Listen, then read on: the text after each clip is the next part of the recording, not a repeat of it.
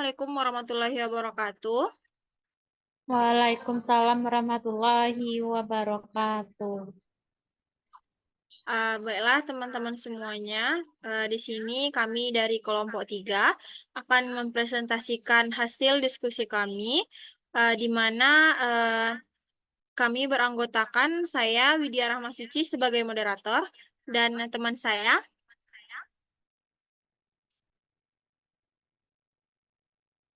Saya Tajmi Suratulela dengan NIM 23003048. Dan saya Nur Atasya dengan NIM 23003033.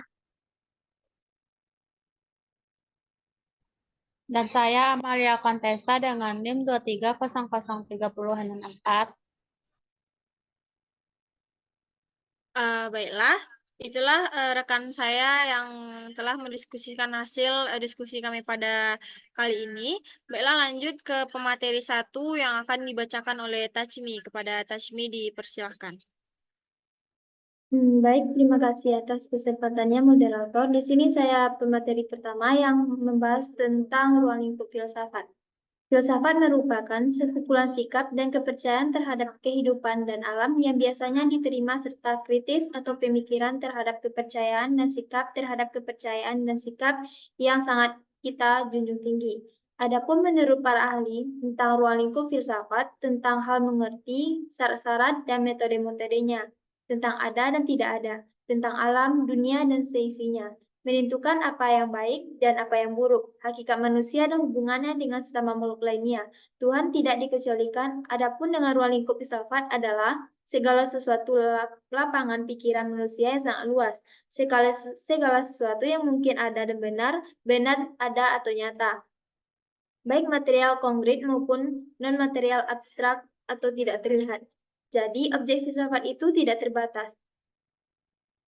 Jadi, secara umum, filsafat dapat dipandang sebagai cara manusia memuaskan diri, akan mencari kebenaran dan pertanyaan-pertanyaan fundamental secara kritis dan bertanggung jawab.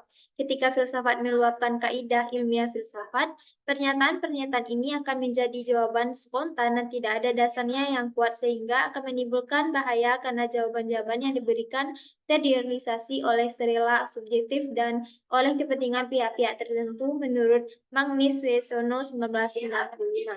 Sekian dari saya kembalikan kepada moderator.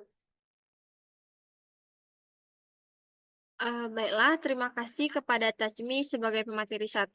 Lanjut ke pemateri 2 yang akan dibacakan oleh Nur Atasya. Kepada Nur Atasya dipersilahkan.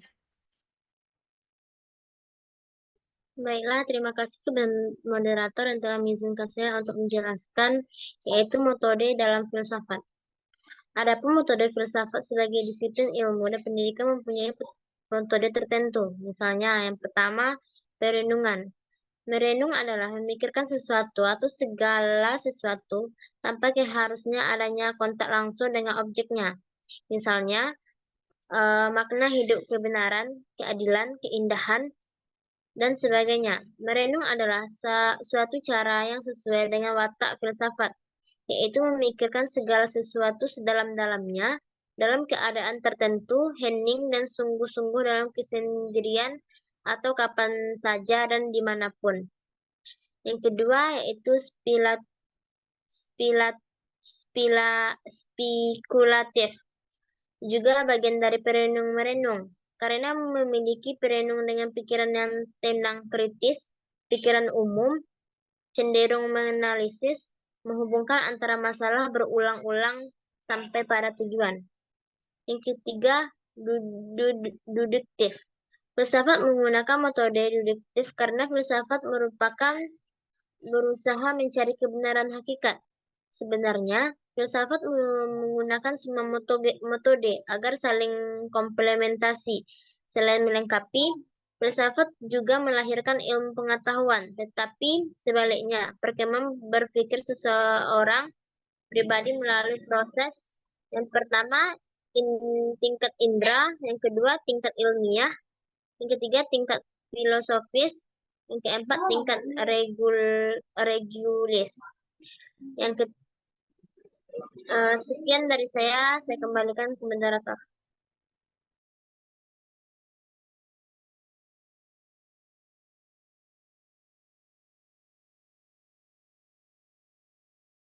Baiklah, terima kasih kepada Nur Atasha yang akan dibacakan oleh Amalia Contessa. Kepada Amalia Contessa dipersilakan. Baik, terima kasih kepada moderator. Di sini saya akan membacakan pembagian filsafat, yaitu yang A-nya metafisika. 1. Metafisika fundamental, yaitu kritikan. 2. Metafisika sistematis, yaitu ontologi atau teodika. Yang B, filsafat tentang satu alam, yaitu kosmologis. 2. Manusia, yaitu antropologia. Ke C, filsafat rasional atau logika. 1. Logika umum atau formal, yaitu logika. 2. Logika khusus atau material, yaitu filsafat tentang ilmu pengetahuan. Yang ke D, filsafat praktis atau tentang kebudayaan filsafat.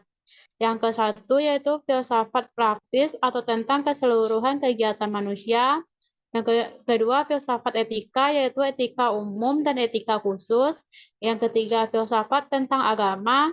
Yang keempat, filsafat kebudayaan tentang perbuatan lahiriah manusia. Selanjutnya, bagian umum, filsafat kebudayaan.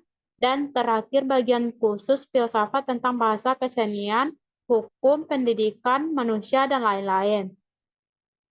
Pembagian filsafat menurut bagan deduktif. 1. Pengetahuan adalah kesadaran akan diriku sendiri. 2. Pengakuan bahwa kuadrat saya adalah sadar akan diriku sendiri, mengerti akan diriku sendiri. Ini adalah aspek rohani.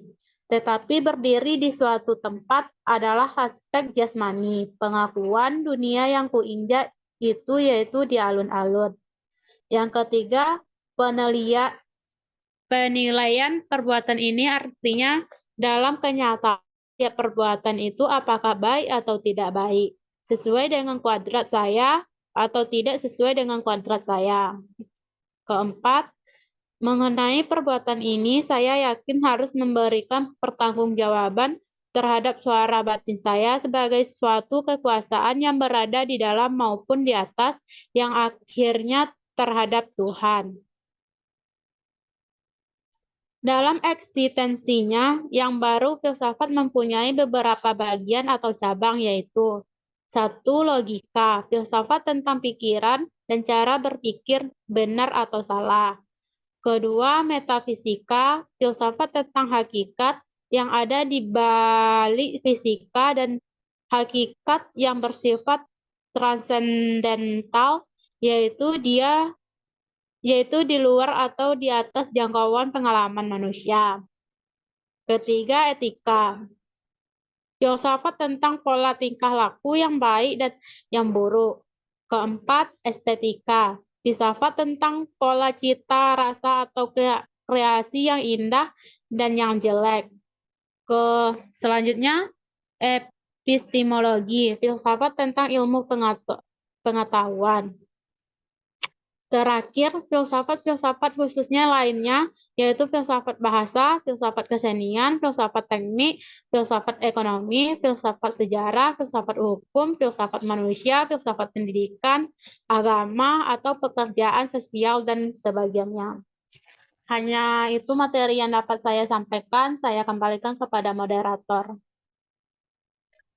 Baiklah, terima kasih kepada Amalia Contessa sebagai materi 3.